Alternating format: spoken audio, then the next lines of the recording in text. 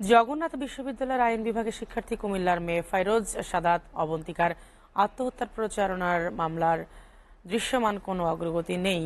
অভিযুক্ত শিক্ষক বিশ্ববিদ্যালয়ের সহকারী প্রক্টর কাজী দ্বীন ইসলাম জামিনে এসে মামলা প্রভাবিত করছে।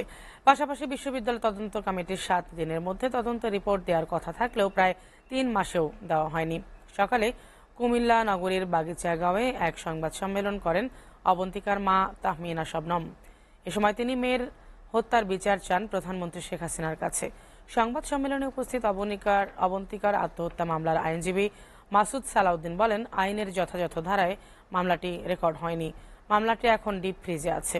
মামলার অন্যতম আসামি বিশ্ববিদ্যালয়ের সহকারী প্রক্টর দ্বীন ইসলাম জামিনে এসে মামলাটিতে প্রভাব বিস্তার করছে বলেও অভিযোগ করেন এই আইনজীবী।